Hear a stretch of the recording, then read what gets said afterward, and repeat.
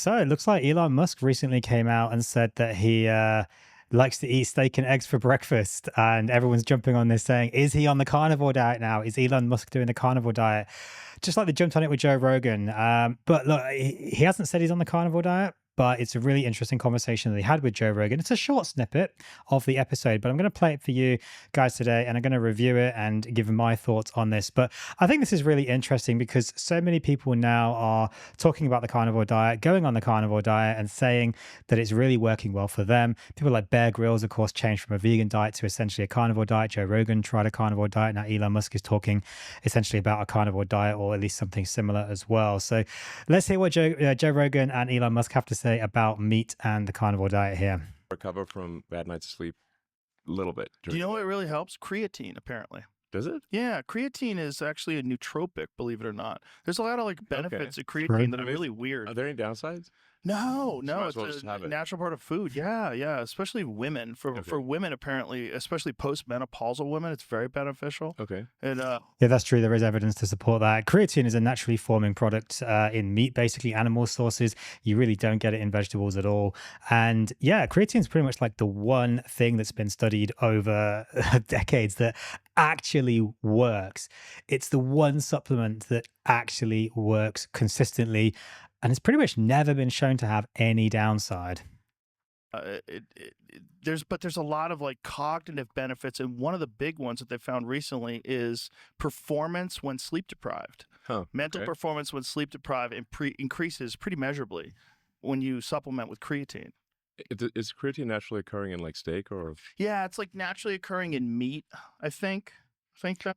Yeah. So beef has a kilo of beef. So about 2.2 pounds of beef, roughly 2 pounds, has about 2 grams of creatine. Recommended to get at least 1 gram a day of creatine. So about half a kilo of meat. Vegetables don't really have any creatine at all. So yeah, meat is where you get your creatine from. Of course, you can supplement it. You only need maximum of 5 grams a day. Most people won't even need that much anyway. But yeah, a kilo of meat, kilo of beef, or about 2 pounds of beef has about 2 grams of creatine, and even after cooking. That's where it's coming from. I think it's primarily an animal-based thing. Yeah, pretty much entirely. Yeah, but like I did switch to like steak and eggs for breakfast, and I found that's like a power up. Oh yeah. Yeah, well, we're all overrun with carbohydrates. Yeah, totally. And you just like carbohydrates make this big crash, the rise and the crash, totally. the rise and the crash. Yeah. You stay flat if you eat like a primarily high protein, high fat diet. Yeah. But flat in a good way, not depressed flat, but flat in a good way, just smooth energy levels. Smooth would have been a better word there. He's absolutely right, though. Carbs, of course, give you this massive crash, massive drop. Steak and eggs for breakfast, it's such a good breakfast. If you're eating breakfast, of course, fasting as well, but any point, steak and eggs, bacon and eggs, sausages and eggs, such a good breakfast. Not these bloody garbage breakfast cereals that everyone's eating that we're told to eat nowadays. Your body runs off ketosis, essentially. Yeah, I mean, I just have like steak and eggs, no bread or anything. Yeah, and it's great. It's great, actually. It's a power up, I'd say. People did. And you can see, like, he's lost so much weight. You can see that in his face there. No bread or anything. Yeah.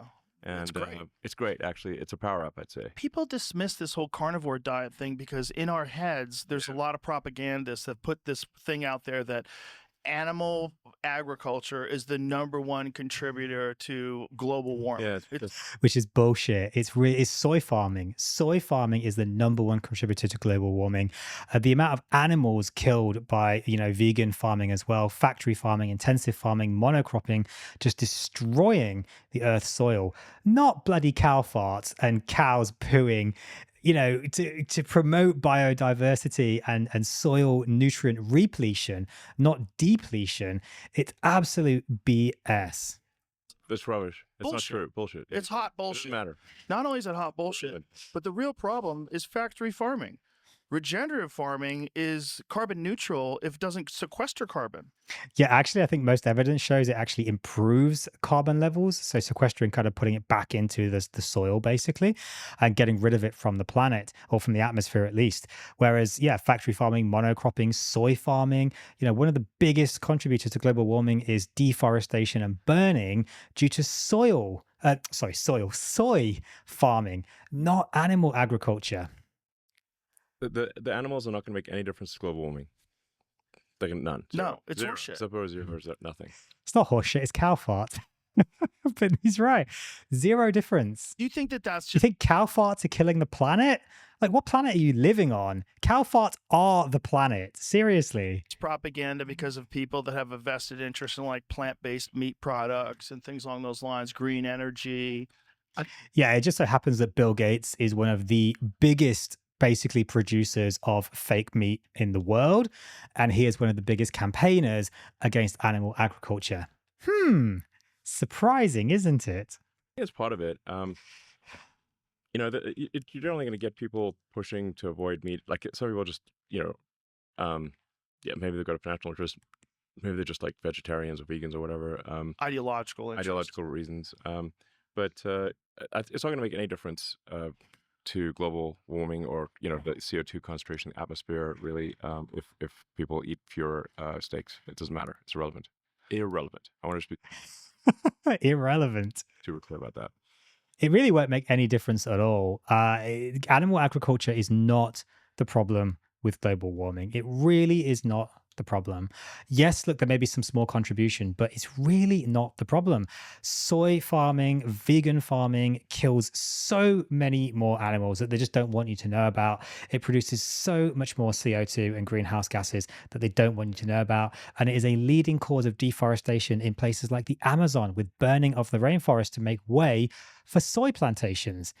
But they don't want you to know about that. Yeah. Will not matter. You will not even be able to measure it. Okay, that's how irrelevant it is. Isn't it funny that that's unmeasurable? That's a heretic speaking. Like, that's crazy talk now. Nowadays, it's like you have to say that we. Oh yeah, you're not allowed to say stuff like that. That's heresy. That's illegal talk.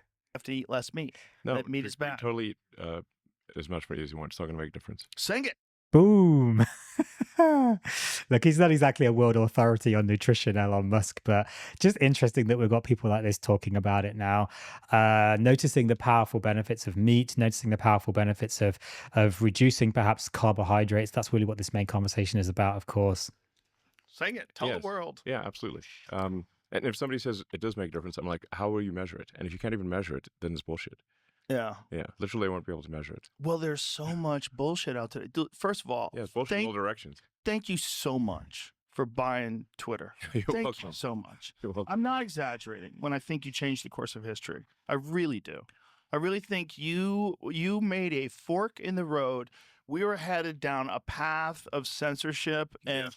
All right, I think we're going a little bit off topic now. So this was mainly covering his role in, you know, talking about the carnivore diet. So look, I think what's really interesting here, of course, Elon Musk is talking about eating steak and eggs for breakfast. He's not specifically talking about the carnivore diet, but it's just really interesting to see him mentioning this, going off the carbohydrates, taking out the bread, and feeling like, in his words, it's a power up. You can see it clearly in his face. He's clearly lost weight. He looks a lot better than he did. I mean, God, some of those photos of him previously were shocking. Us worse than some of the photos of me previously, and they were pretty bad.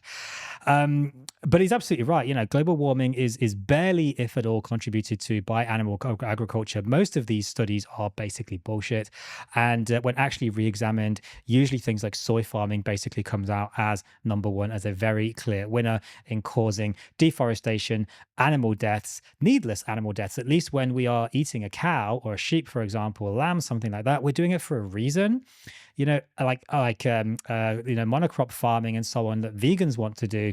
You know, this is just mindlessly killing animals because they're just getting in the way. The amount of animal destruction, deforestation, livestock destruction, habitat destruction from vegan farming, monocrop farming is just absolutely disgusting. So regenerative farming is really where it's all at, and we should all be trying to move towards that. So I just wanted to cover this interesting, conversation with Elon Musk and Joe Rogan. I think it's another advert for just basically eating more meat, eating more eggs, moving away from monocropping and deforestation and, you know, global warming as such. Yes, but we've got to get the right target here. We've got to target the things which are actually causing deforestation, actually causing global warming and climate change.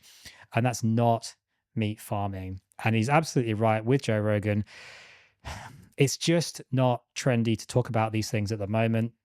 But that is slowly changing. You know, the bullshit's basically coming off the vegan diet. People are leaving it in droves. You know, I know Sean Baker keeps posting about these things showing like the search results for vegan diet just going massively down all the time, whereas carnivore diet, keto and stuff just basically going up. Carnivore diet has just absolutely changed my life. It has changed so many people's lives that I know, my patients, people that I've spoken to. There is so much power in it, no matter what version of carnivore you're doing. On that note, if you guys want to see a video on versions of carnivore, do let me know, because I have got that video planned. But if you want to see it, let me know in the comments. Like, subscribe, all of that stuff. I'll see you guys in the next episode.